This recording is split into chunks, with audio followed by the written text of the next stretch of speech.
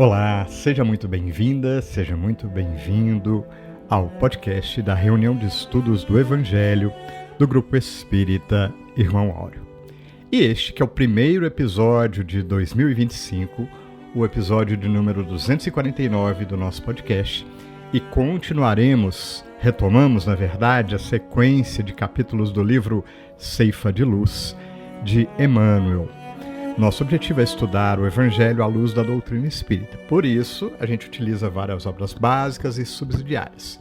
Em torno do capítulo 6, intitulado Em Ti Próprio, a Juliana preparou uma reflexão bastante interessante para todos nós. Daqui a pouquinho a gente vai escutar juntos, né? Sempre alguns lembretes. Nesse ano a gente continua fazendo um trabalho de pesquisa bibliográfica, né? Que está descrito aí no detalhamento, seja no YouTube, seja nas demais plataformas. Então a gente sempre coloca na descrição uma série de outras bibliografias com os links para você acessar, para facilitar. E a gente já te convida para, além de escutar o podcast, né, acessar esses links para aprofundar. Tem muita coisa interessante em torno da doutrina espírita que vai nos ajudar a refletir um pouco mais sobre o tema, além, é claro, das reflexões preparadas, né? Então já fica aqui o convite para que você acesse cada um desses conteúdos e aproveite e se prepare para a nossa live, que acontece normalmente sempre no dia do lançamento do nosso podcast.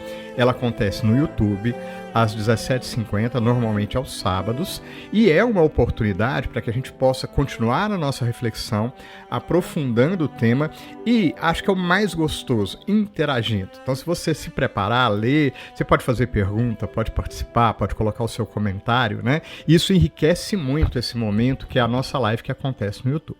Se você não puder estar presente, que pena, mas não se preocupe.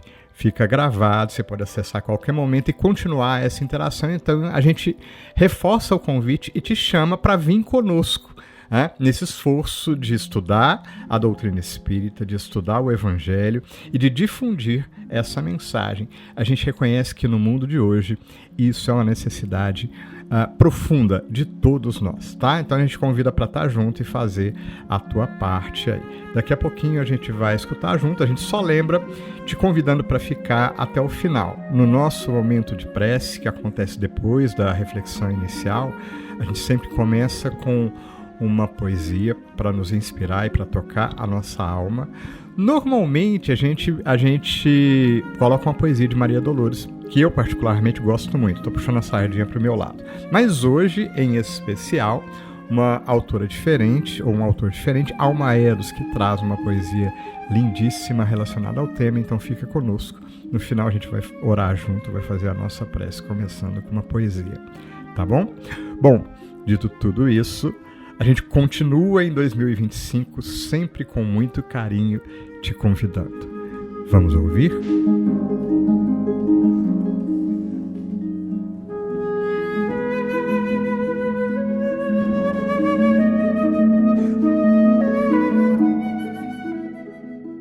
Olá, hoje estudaremos o capítulo 6 do livro Ceifa de Luz, cujo título da lição é Em Ti Próprio.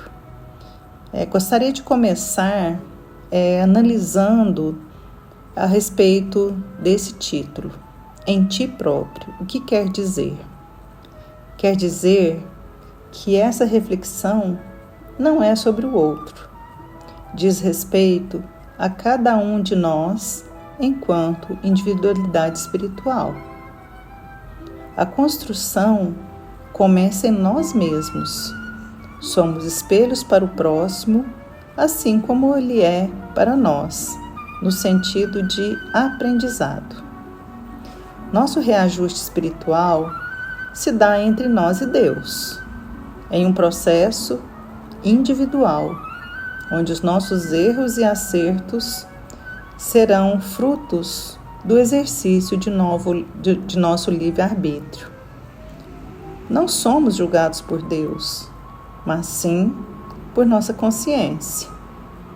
Não nos cabe julgar atitudes alheias, o nosso olhar deve voltar-se sobre nós mesmos. Uma encarnação é breve, em termos de cronologia espiritual, que tem outro contexto, pois a vida do espírito é eterna. Dessa forma, o tempo é escasso para construirmos nosso processo de renovação espiritual. Logo, olhar para o processo do outro consome o tempo em nosso desfavor. Para melhor entender, trouxe aqui a pergunta 131 do livro Consolador. Como adquire experiência o espírito encarnado? A luta e o trabalho são tão imprescindíveis ao aperfeiçoamento do espírito como o pão material é indispensável à manutenção do corpo físico. É trabalhando e lutando, sofrendo e aprendendo que a alma adquire as experiências necessárias na sua marcha para a perfeição. Dessa forma, irmãos, nos experienciarmos por meio do trabalho dentro de nós, lembrando, porém, que cada criatura tem o seu tempo de maturação. O processo evolutivo, ele não pula etapas. Como espíritos, todos fomos criados simples e ignorantes. O ritmo do aprendizado é particular e está associado às consequências do exercício do nosso livre-arbítrio, ou seja, das nossas ações individuais. Não cabe terceirizar os erros e acertos praticados por nós mesmos. Nós temos que dar conta disso. Para enriquecer, eu trago aqui também a frase grafada na entrada do templo de Delfos: conhece-te a ti mesmo. Sócrates teria tomado a inscrição da entrada do templo como inspiração para construir a sua filosofia. Ele acreditava que deveríamos nos preocupar menos com as coisas materiais e dar mais atenção a nós mesmos. Conhecer a si mesmo é a base para modificar a relação consigo, com os outros e com o mundo. O autoconhecimento seria, então, algo fundamental para uma vida mais equilibrada, autêntica e feliz. Porém, o grande desafio é encontrar formas que nos favoreçam a obter esse autoconhecimento. Temos muita facilidade em apontar sugestões para os outros, mas dificilmente temos o entendimento do que nos cabe, né? Então, o olhar é sempre para o outro. A lição também traz uma carta de Paulo aos Romanos, onde consta nesse trecho, de maneira que cada um de nós dará conta a si mesmo a Deus. Então, vamos entender mais acerca desse trecho bíblico. Prestar contas significa ser responsável por ações e escolhas diante de Deus. Cada um de nós se refere a todos os seres humanos de forma individual, mas que nós estamos conectados, né? Entendemos dessa forma. Podemos prestar contas a Deus vivendo uma vida de acordo com a sua vontade e seguindo os ensinamentos do Cristo. Podemos saber se estamos prestando contas de Deus através da nossa consciência, que é o nosso melhor juiz. A passagem bíblica dos Romanos se aplica à nossa vida cotidiana e nos lembra, da importância de nossas escolhas e ações e da necessidade de sermos responsáveis pelos nossos atos. Ou seja, tudo o que fizermos, temos que dar conta das consequências. Não tem como imputar essa responsabilidade para o outro. Vamos falar agora do trecho da mensagem que fala sobre a compreensão. Nós ouvimos falar de compreensão, seja nas palestras que nós ouvimos, nos vídeos, nos livros. Nós somos bons repetidores desses ensinamentos para o outro. A prática, porém, começa em nós. É preciso extrapolar a teoria. Precisamos vivenciar a compreensão, pois a verdadeira virtude, ela é compreendida quando se incorpora ao nosso dia a dia. Usar recursos mecânicos para falar para o outro é muito fácil. Porém, quando passamos pela experiência, falamos de um lugar que nos dá propriedade para oferecer algo além da teoria. É preciso sentir nas entranhas da nossa alma, é preciso ter vivido a lição. Ou seja, temos que ter propriedade para poder falar desse lugar. Um outro ponto importante nos fala da paciência. Então, falar de paciência é fácil quando estamos na superfície das situações. Quando aprofundamos um pouco na experiência que nos conclama a paciência, temos propriedade para tratar dessa temática. Teorizar é simples, colocar em prática é bem complexo. Então, vou citar aqui uma passagem vivenciada por Gandhi, que trata desse experienciar. Uma mãe levou seu filho ao Mahatma Gandhi e implorou: por favor, Mahatma, peça ao meu filho para não comer açúcar. Gandhi, depois de uma pausa, pediu: me traga seu filho daqui a 2 semanas. 2 semanas depois, ela voltou com o filho. Gandhi olhou bem fundo nos olhos do garoto e disse: não coma açúcar. Agradecida, mas perplexa, a mulher perguntou: por que me pediu 2 semanas? Podia ter dito a mesma coisa antes.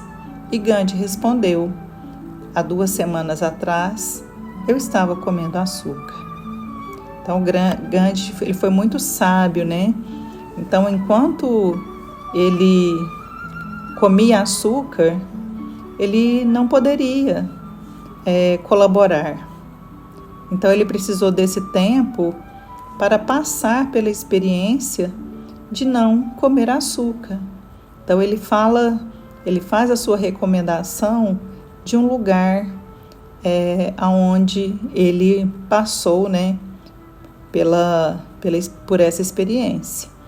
Então, ele foi muito sábio nesse sentido.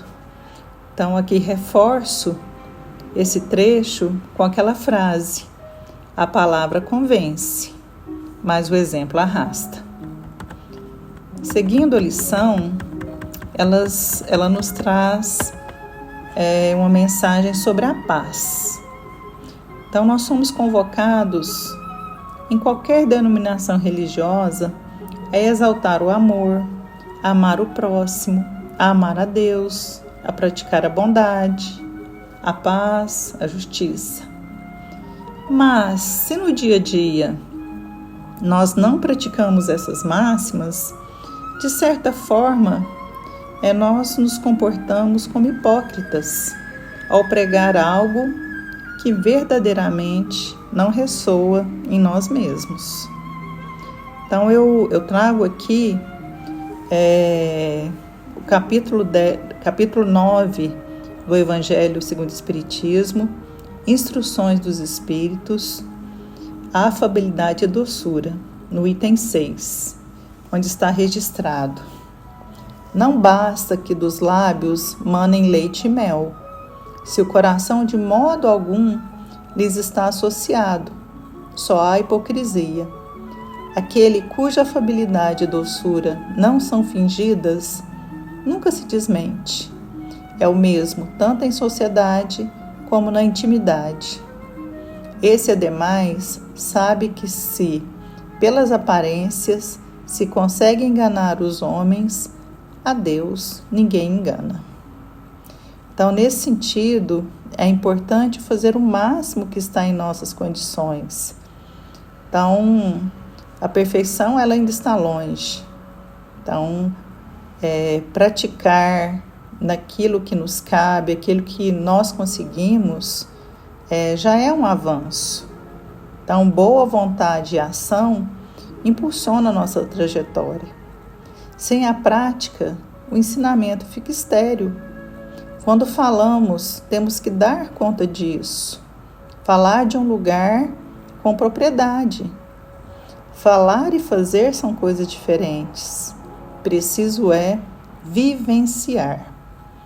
Então, para finalizar o nosso estudo, eu trago agora do Evangelho segundo o Espiritismo a parábola do semeador, para que a gente reflita sobre que tipo de terra nos colocamos ao receber a semeadura dos ensinamentos de Cristo e de que forma nós o colocamos em prática. E falou-lhes muitas coisas por parábolas, dizendo: Eis que o semeador saiu a semear. E ao semear, uma parte caiu à beira do caminho, e vieram as aves e a comeram. Outra parte caiu em solo pedregoso, onde não tinha muita terra, e logo nasceu, porque não tinha terra funda. Mas saindo o sol, queimou-se. E como não tinha raiz, secou-se. Outra caiu entre os espinhos, e os espinhos cresceram e sufocaram-na. Mas a outra caiu em boa terra e deu fruto, um a 100, outro a 60 e outro a 30 por 1. Então, a interpretação dessa passagem, ela destaca que o solo em que as sementes caem é determinado pelo exercício do nosso livre-arbítrio, isto é, pela forma que escolhemos viver e responder às oportunidades espirituais que surgem na nossa vida. A reencarnação, assim, é uma chance que o espírito tem de melhorar e transformar o solo do seu coração, tornando-se então uma boa terra para que a semente divina floresça. Então, nós precisamos da teoria, mas imprescindível é praticar, é vivenciar, é olhar para dentro de nós e olhar para a nossa consciência, que verdadeiramente pode falar, né? Pode estabelecer aonde erramos, aonde acertamos.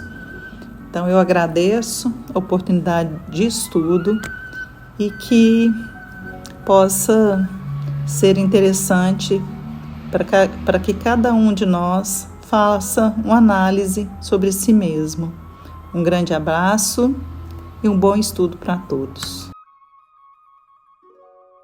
Iniciamos o nosso momento de oração de hoje com a poesia Fala Contigo, de Alma Eros. Quando as nuvens do sofrimento invadirem teu céu mental, não desfaças a sombra em trovões e coriscos, fulminando corações em derredor. Poderias aniquilar muitos germes da fé, muitas flores tenras da esperança. Busca o refúgio do silêncio e medita. E quando a serenidade acolher-te em seu manto, fala contigo mesmo. Conversa com a tua própria ira. Põe diante dos olhos sua figura sombria. Dize-lhe que talvez teu irmão sinta fome de pão ou sede de carinho, sem que ninguém lhe conheça o heroísmo obscuro. Talvez esteja exausto à procura das oportunidades que te sorriem desde muito, incapaz de suportar por mais tempo as lutas que lhe parecem intermináveis. Possivelmente, não iniciou a existência com os recursos felizes de teu começo e viverá revoltado entre os espinhos da ignorância. Quem sabe, dize à tua cólera que o pobrezinho é desfavorecido e infeliz. Provavelmente nunca recebeu um beijo de mãe, um carinho de esposa, a ternura de um filho, um abraço de irmão, o afeto de um amigo. Talvez esteja perseguido em si mesmo pelos demônios da inconformação. Comunica-lhe tuas impressões fraternais no grande silêncio. Tua cólera ouvirá, chorando de dor, e as lágrimas benditas lavar-lhe-ão a túnica negra, que resplandecerá de alvura e de beleza. Em seguida, voltará ao teu coração plenamente transformada.